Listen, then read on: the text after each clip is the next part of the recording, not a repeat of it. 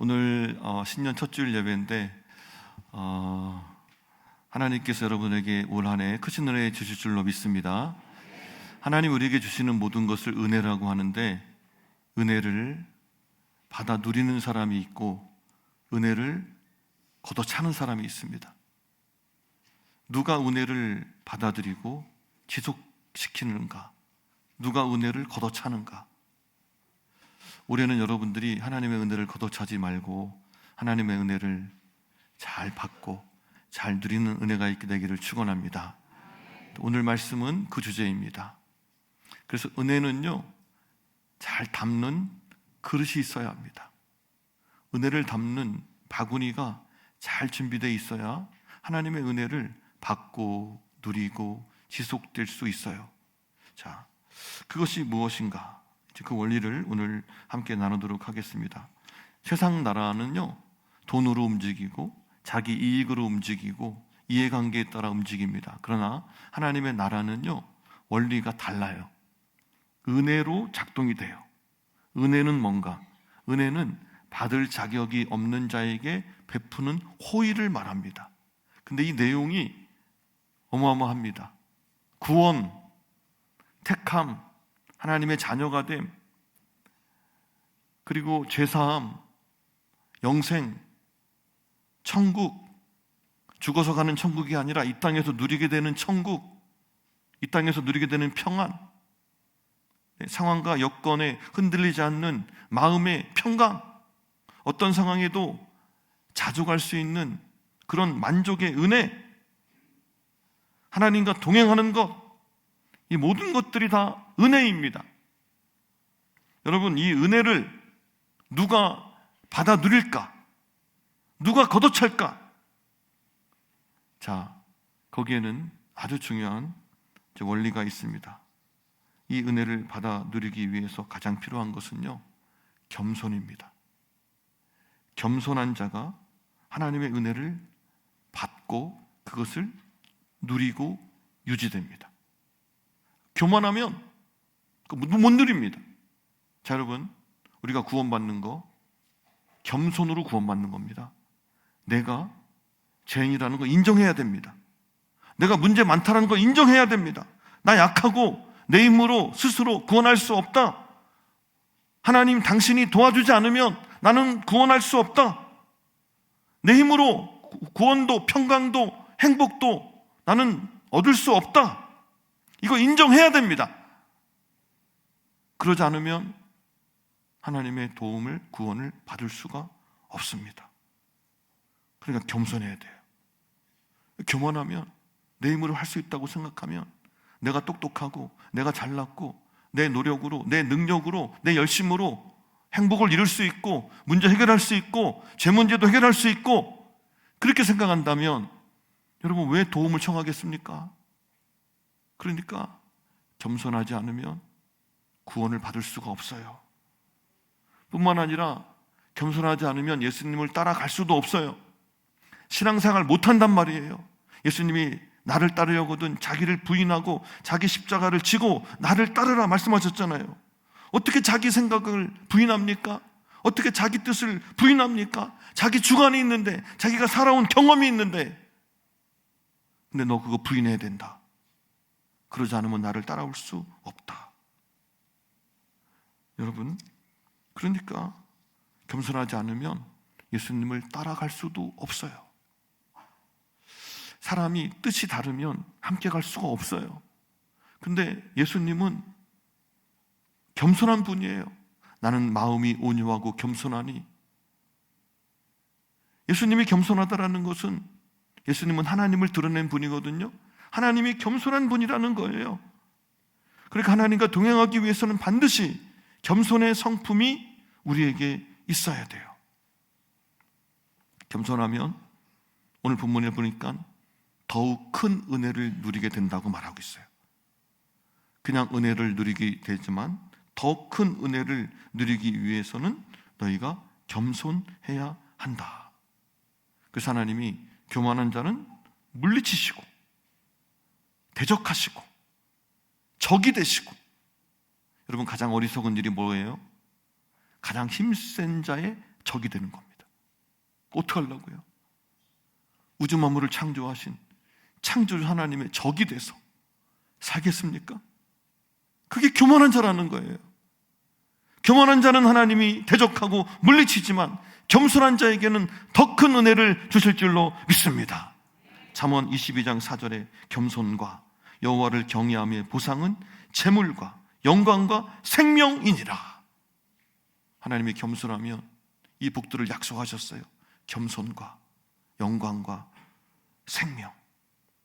자, 그래서 여러분, 겸손의 문제는요, 단순히 예의 범절, 도덕 윤리의 문제가 아닙니다. 이것은 우리가 사느냐 죽느냐, 이게 달린 문제입니다. 우리의 생명이 달린 문제입니다. 그러니까 아주 이것은 신앙생활에 있어서 본질적인 문제입니다. 자, 그렇다면 겸손의 반대도 있습니다. 하나님의 은혜를 걷어차고 누리지 못하게 하고, 그 반대가 있겠죠? 그것이 바로 교만입니다. 난 도움이 필요 없어. 난 혼자서도 잘할 수 있어. 내 생각, 내 방법, 내 노력, 내 능력으로 잘 살 수 있어. 하나님 없이도 얼마든지 살 수 있어. 여러분, 그렇게 생각하면 그 사람은 하나님 만나기가 어렵습니다. 하나님 필요가 없잖아요. 자기 힘으로 할 수 있다는데. 그래서 교만한 자는요, 믿음을 가질 수가 없습니다. 구원을 받을 수도 없습니다. 하나님은 교만한 자에게는 가장 무서운 벌을 준다고 하고 있어요. 하나님의 적이 된다. 잠언 18장 12절, 사람의 마음은 멸망에 앞서 교만해지고 존귀에 앞서 겸손이 있느니라. 멸망하기 전에 교만해진다. 교만은 패망의 선봉이다. 자, 여러분, 인류가 왜 타락하게 됐어요? 왜 우리가 죄 가운데 빠지게 됐죠? 교만 때문입니다. 아담과 하와가 에덴 동산에서 선악과를 왜 따먹었습니까? 하나님처럼 될 수 있다. 그 말은 자기가 하나님 될 수 있다. 자기가 자기 인생의 주인이 될 수 있다. 하와는 하나님이 뭔가를 자기들을 속이는 줄 알았어요. 왜 선악과를 먹지 말라고 했을까? 분명히 저거 먹으면 뭔가 좋은 일이 있을 것 같은데 왜 저걸 먹지 말라고 했을까? 하나님이 뭐 숨기는 게 있지 않은가? 저거 먹으면 우리가 너무 잘 되기 때문에 하나님이 우리를 묶어놓으려고 먹지 말라고 한 걸까? 그래서 계속 선악과에 관심을 가졌습니다. 근데 결국은 그것을 먹게 되잖아요. 하나님처럼 되고 싶은 마음, 그게 교만입니다. 인간이 자기 중심에 자기가 주인이 되어서 자기가 중심이 되어 살려고 하는 그 마음, 그게 교만이거든요. 그것 때문에 죄에 빠진 거예요. 근데 여러분, 그것을 누가 부추겼습니까? 마귀가 부추겼잖아요. 마귀가 하와를 찾아와서 너희 이거 먹으면 죽는 게 아니라 하나님처럼 될 거야, 잘 될 거야, 높아질 거야. 그러니까 그 미혹에 넘어간 거 아니에요? 그 마귀는 왜 마귀가 됐을까? 마귀도 교만해서 마귀가 된 거예요. 여러분, 마귀가 하나님을 미워한 게 아닙니다. 자기도 하나님처럼 되고 싶었어요. 이사야 14장 13절, 내가 하나님의 뭇별 위에 내 자리를 높이리라. 내가 하늘에 올라 내 자리를 높이리라. 내가 저 높은 자와 비기리라. 하나님이 영광을 받고 하나님이 경배를 받는 모습을 보고 시기하고 질투하고, 나도 저렇게 되고 싶다, 나도 저렇게 높아지고 싶다, 나도 하나님과 비기는 그런 존재가 되고 싶다. 그래서 하늘로부터 쫓겨난 거예요. 그래서 교만은 마귀예요. 여러분, 토마스 아퀴나스가 이렇게 말했습니다. 교만은 모든 죄악의 어머니다. 모든 죄악이 교만으로부터 시작된다는 거예요. C.S. 루이스라는 신학자는 이렇게 말했어요. 교만에 비하면 다른 죄들은 벼룩에 물린 자국과 같다. 아무것도 아니라는 거예요. 교만이 제일 큰 죄라는 거예요. 자, 여러분, 그래서 교만 때문에 인간은 죄에 빠졌고 인간은 멸망에 처하게 된 거예요. 근데 어떻게 여기서 하나님의 구원의 은혜가 임했을까? 겸손 때문이에요. 누구의 겸손? 예수님의 겸손 때문에. 예수님이 자기를 낮추시고 자기를 비우시고 죽기까지 복종하심으로,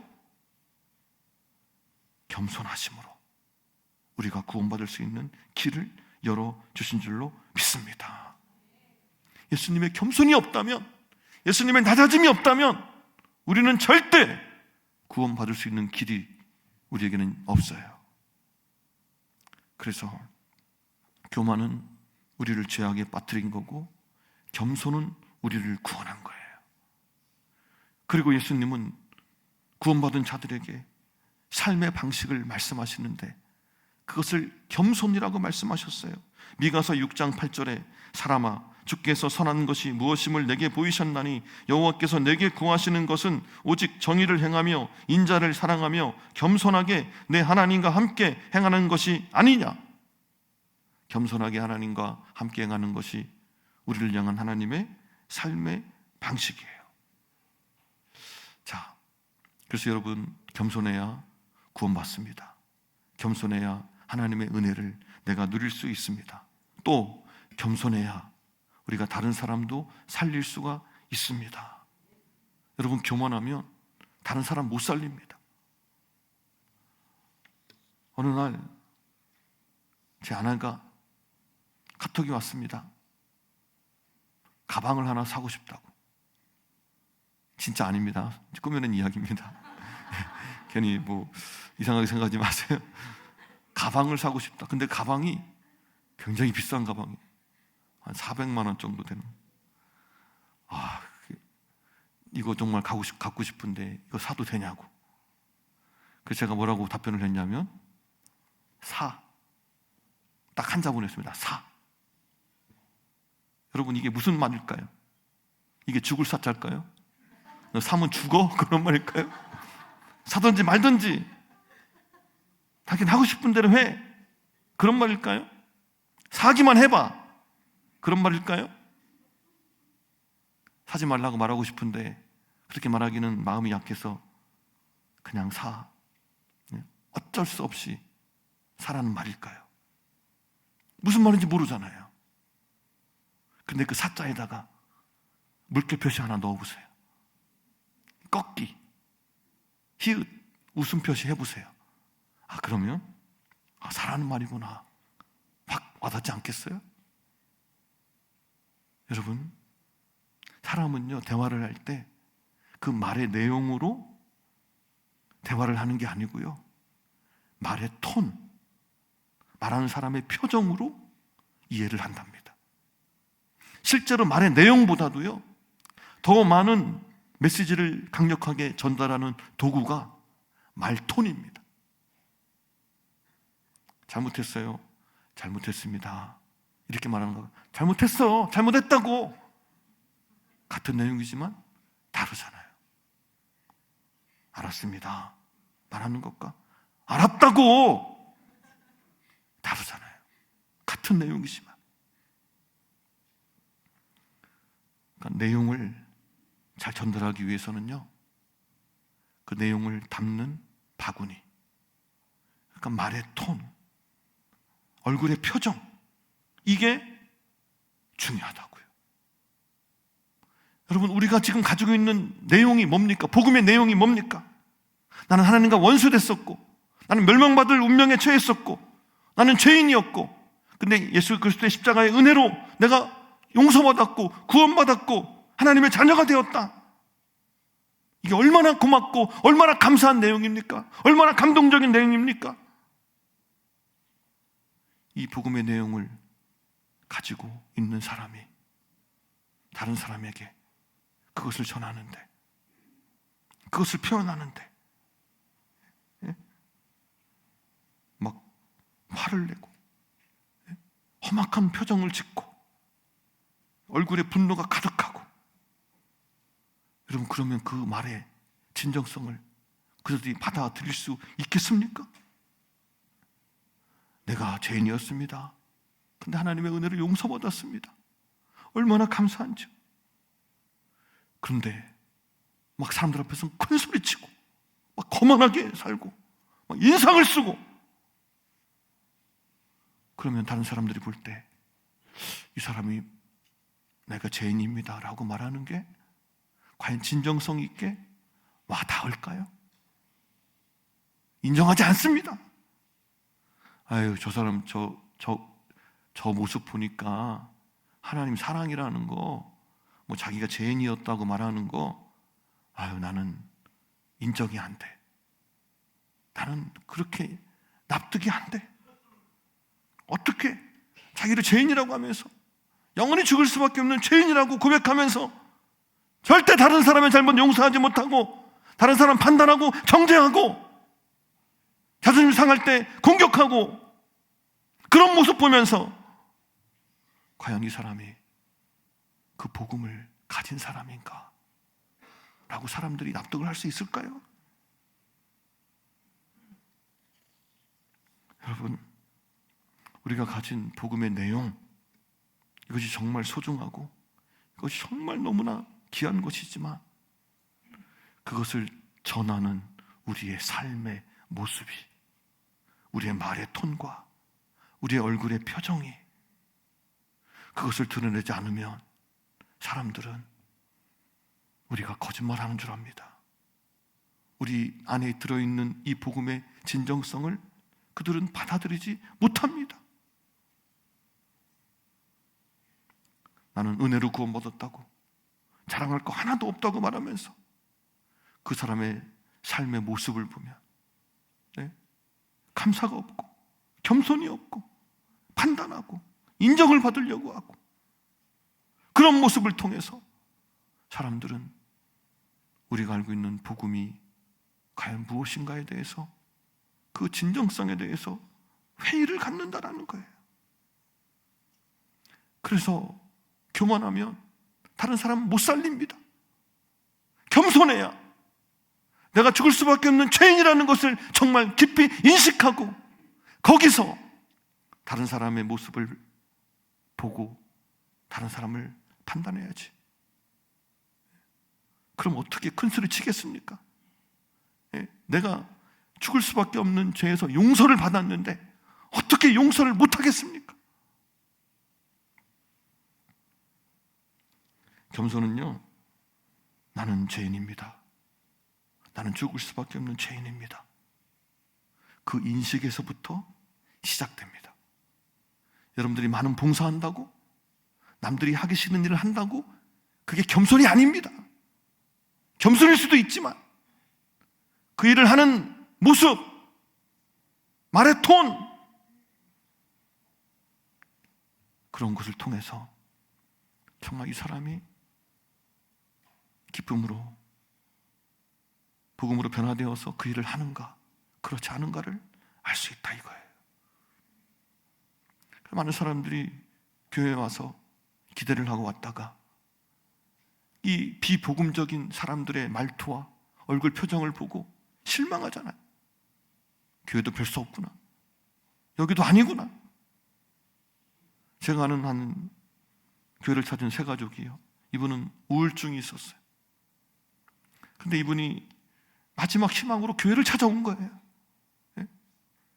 죽으려고 하다가 마지막 교회를 한번 가보자, 그리고 교회를 찾았는데 이분이 두 번째 주에 스스로 목숨을 끊었어요.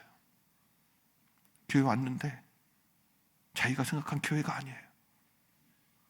딱 교회 와서 식당에서 밥을 먹는데 옆자리에서 대화를 하는데 누구를 험담하는 말을 하더래요. 그게 목회자를 험담하는 말을 하더래요. 교회 오래 다니시는 분들이 식사하면서 그 소리를 다 들었어요. 이게 교회인가? 교회는 다를 줄 알았는데 교회도 별거 없구나. 그래서 마지막 희망으로 찾아온 교회에서 희망의 끈을 잡지 못하고 결국은 스스로 목숨을 끊었다고요. 여러분, 교만이 사람을 죽입니다. 겸손이 사람을 살립니다. 그래서 우리가 겸손해야 되는 것은 해도 되고 안 해도 되는 것이 아니라 우리가 반드시 우리가 지하고 내 삶의 습관이 되도록 만들어야 될 그런 귀한 신앙의 덕목인 줄로 믿습니다. 자, 그러면 우리는 어떻게 겸손할 수 있는가? 자, 성경에 가장 겸손한 사람을 통해서 우리가 배울 수 있겠죠. 여러분, 성경에 가장 겸손한 사람 누구로 생각하세요? 이스라엘 사람들은요 압니다. 누가 가장 겸손한지. 그가 바로 다윗입니다. 다윗은 가장 위대한 왕이기도 하지만 가장 겸손한 사람이었습니다. 그래서 그가 위대한 겁니다. 시편 132편 1절, 자, 우리 같이 자막을 통해서 읽어볼까요? 132편 1절입니다. 여호와여, 제가 하겠습니다. 여호와여, 다윗을 위하여 그의 모든 겸손을 기억하소서. 자, 다른 사람들이 여호와여, 다윗을 위하여 그의 모든 겸손을 기억하소서 이렇게 말했습니다. 다윗이 얼마나 겸손한 사람이었길래. 자, 말씀 틀렸어요. 132편 1절이에요. 132편 1절. 자, 여러분, 다윗이 왕이 됐어요. 자, 다윗이 왕이 쉽게 됐나요? 아닙니다. 굉장히 어렵게 됐습니다. 그리고 원래 그는 왕이 될 만한 그런 신분이 아니었습니다.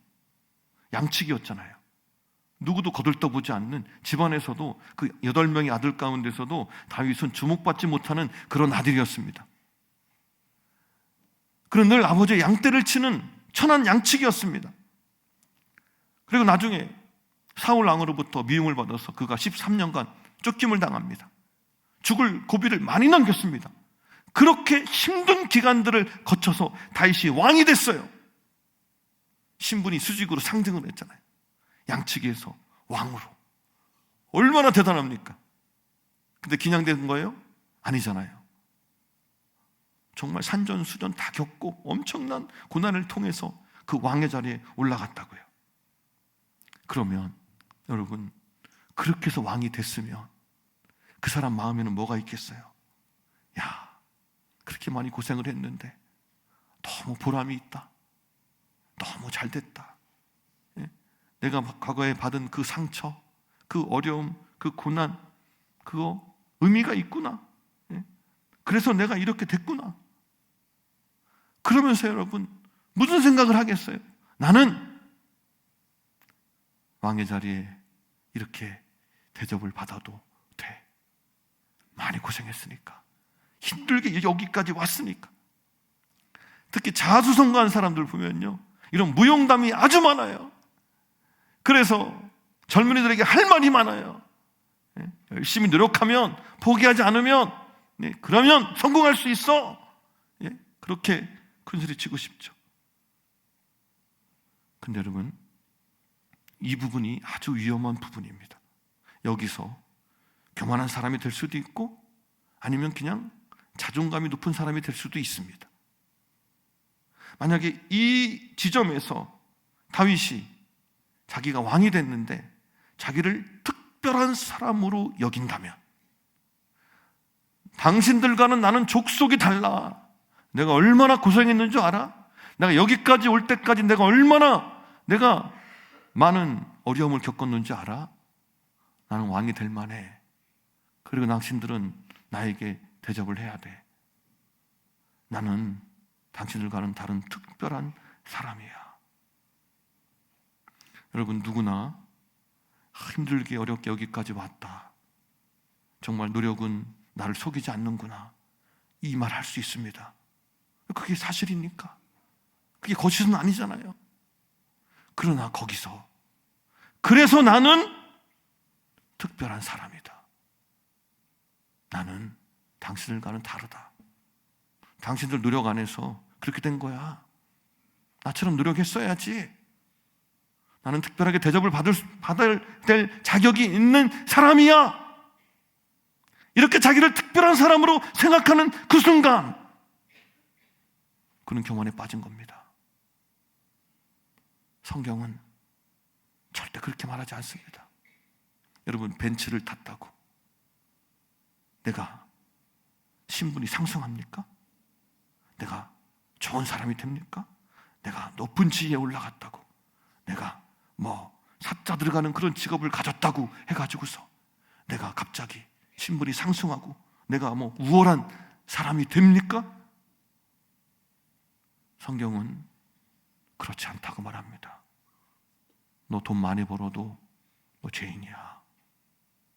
세상에서 멋지게 성공했어도 죄인이야. 공부를 많이 하고 지식을 많이 가졌어도, 천하권세를 다 가졌어도 죄인이야. 100세까지 건강하게 살았어요? 그래도 죄인이야. 아무리 많은 돈을 벌어도, 아무리 좋은 집을 살아도, 아무리 좋은 차를 가지고 살아도 죄인이야. 그 말은요, 그것이 너를 행복하게 해줄 수 없어 라는 말이에요. 여러분, 돈이 사람을 행복하게 해줘요? 우리 지위가 우리를 행복하게 해줘요? 여러분, 큰 집에 이사 가서 살면 굉장히 좋을 것 같죠? 그 기쁨이 얼마나 갈까요? 며칠이나 갈까요? 저는요, 단칸방에 월세 살다가 전임 전도사로 부임을 가게 돼서 아파트로 이사를 갔어요. 23평. 자, 종로에 있는 쌍용 아파트라고. 거기 가서 방이 3개예요. 단칸방에 살다가 거기로 이사를 갔는데, 이게 완전 천국이에요, 천국. 막 거실에서 자다가, 안방 가서 자다가, 작은 방 가서 자다가 막 여기저기 뒹굴고. 근데 딱 한 달 지나니까요, 청소하기가 싫어요. 전에는요, 방 안에 있을 때 딱 가운데 앉아서 한 바퀴 삥 돌면 청소가 됐거든요. 걸레 가지고 한 바퀴 삥 돌면 걸레가 다 닿기 때문에. 근데 이 집이 방이 3개가 되니까 얼마나 청소하기 힘든지. 딱 한 달 가더라고요, 한 달. 여러분 다 느끼실 거예요. 그런 겉모습이 우리를 행복하게 만들지 못합니다. 그 진리입니다. 그것 때문에 내가 신분이 상승하고 나는 특별한 사람이라고, 나는 대접받을 자격이 있는 사람이라고 생각을 하는 그 순간, 그 사람은 교만에 빠진 겁니다. 바리새인이 그랬습니다.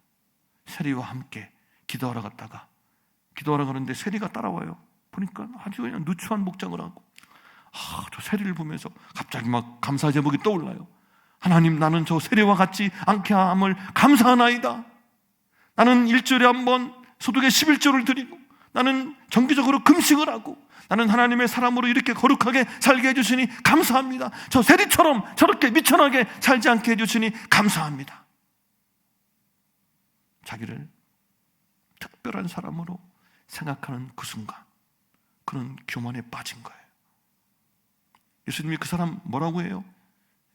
이 독사의 회칠한 무덤과 같은 독사의 자식들아 라고 예수님이 그들을 저주하잖아요. 자, 여러분, 내가 어떤 그 세상에서 부러워하는 정점에 올랐을 때, 그때 내가 나를 특별한 사람으로 생각하는가? 아니면 그때도 자기 자신을 잊지 않고 있는가? 다윗은요, 왕이 됐습니다. 자, 그 양치기 하던 그 꼬마가 왕이 됐습니다. 얼마나 대단합니까? 얼마나 놀라운 신분의 상승입니까? 왕이 되고 나서 다윗이 첫 번째 무슨 일 했을까요? 사람들은 누가 왕이 되면 가장 먼저 무슨 일 하나 굉장히 관심 많습니다. 대통령이 돼서 가장 먼저 누구를 만나나, 어디를 찾아가나. 정치인들 그러면 여러분 관심 많잖아요. 막 언론에서 난리 나잖아요. 누구를 만났다, 누구를 찾아갔다. 왜냐하면 그것이 그가 가장 중요하게 여기는 것이기 때문에 그렇습니다. 다시 왕이 된 다음에 가장 먼저 무슨 일을 했을까? 사무엘하 7장 18절. 자, 같이 말씀을 보겠습니다. 사무엘하 7장 18절.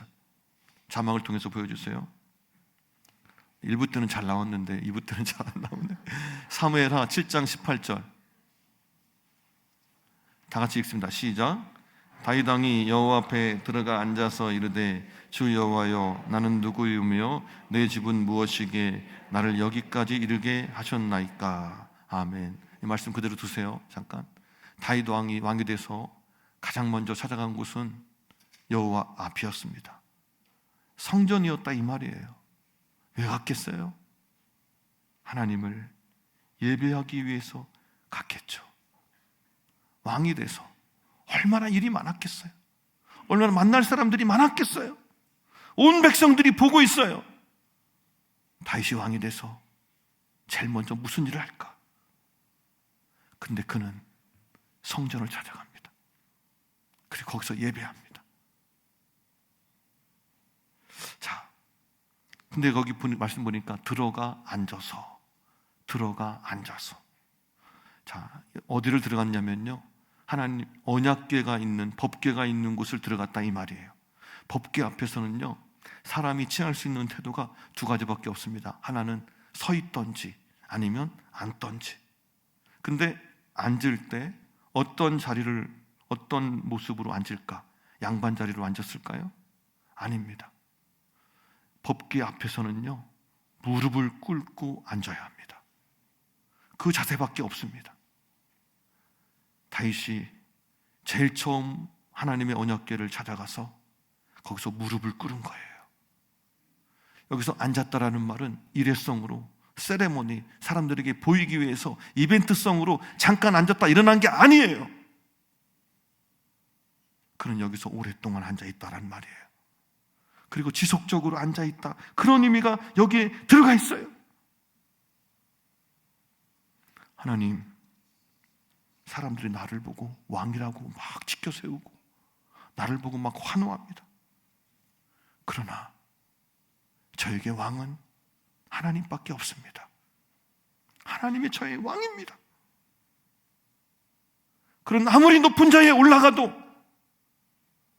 하나님을 잊지 않았다 이거예요.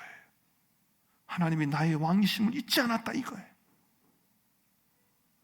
그렇게 왕이 돼서 바쁜데, 할 일이 많은데, 만날 사람이 많은데, 그런데도 불구하고 하나님 앞에 나와서 예배를 드렸다 이거예요.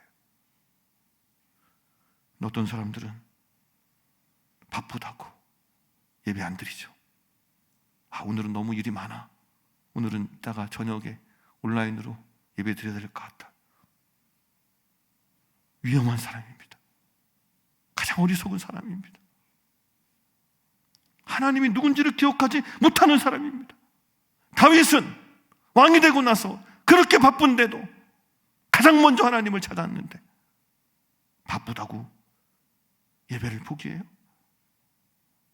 여러분, 그렇지 않게 되기를 바랍니다. 사람들은 성공하면 자기를 드러내고 싶고 자기를 영웅시하고 싶어요. 그런데 다윗은 그러지 않았다라는 거예요. 개구리가요, 너무 하늘을 날고 싶어가지고요, 어떻게 하면 하늘을 날 수 있을까 고민을 하다가 자기 친구 새를 봤어요. 새는 하늘을 마음껏 날잖아요. 그래서 내가 저 새를 이용해서 내가 하늘을 날 수 있지 않을까 막 고민을 하다가 드디어 아이디어를 발견했어요. 그래가지고 새한테 가서 부탁을 했어요. 야, 내가 작은 막대기 하나를 준비할 테니까 너는 그 막대기를 네 발톱으로 꽉 움켜줘. 나는 내 입으로 그 막대기를 꽉 물고 있을게. 그렇게 네가 하늘을 올라가. 그러면 내가 따라서 올라가게 될 거야. 그럼 나는 하늘을 날 수 있게 될 거야. 그래가지고요, 실제로 개구리가 하늘을 날게 됐습니다. 얼마나 멋있는지. 다른 친구 동물들이 막 부러워하고 박수를 치고, 와, 개구리가 하늘을 나네. 개구리가 어떻게 하늘을 날았지? 도대체 어떻게, 어디서 저런 아이디어가 나왔을까? 막 그냥 박수를 치고 환호를 합니다. 근데 개구리가 그 말을 듣고요, 너무 말을 하고 싶은 거예요. 이 아이디어가 나에게서 나온 거라고, 이 아이디어 내가 만든 거라고, 그래서 내가 날 수 있게 된 거라고, 너무 막 말을 하고 싶어서 입이 근질근질해요. 참지를 못하고 내가 한 거야, 내 아이디어야 말하는 순간 개구리는 하늘에서 떨어지고 말았어요. 자기를 드러내려고 하는 순간 곤두박질하고 말았다 이 말이에요. 여러분, 어떤 상황에서도 하나님을 잊지 않고 기억하게 되기를 바랍니다. 그 다음에 다윗은 또 한 가지, 자기가 누구였는지를 잊지 않았습니다. 다시 한번 사무엘하 7장 18절 말씀을 다시 한번 보겠습니다. 다 같이 시작. 다윗 왕이 여호와 앞에 들어가 앉아서 이르되 주 여호와여 나는 누구이오며 내 집은 무엇이기에 나를 여기까지 이르게 하셨나이까. 아멘. 다윗은 첫 번째 하나님을 잊지 않았고, 두 번째는 내가 누구이오며 내 집이 무엇이기에 나를 여기까지 이르게 하였나이까. 나는 이렇게 왕이 될 만큼 그런 자격을 갖춘 그런 인물이 아니라는 거예요. 나는 저 시골에 양치기 목동이었는데 내가 어떻게 해서 여기 이렇게 왕이 될 수 있었는가? 이건 하나님의 은혜라는 것을 다윗이 고백하고 있어요.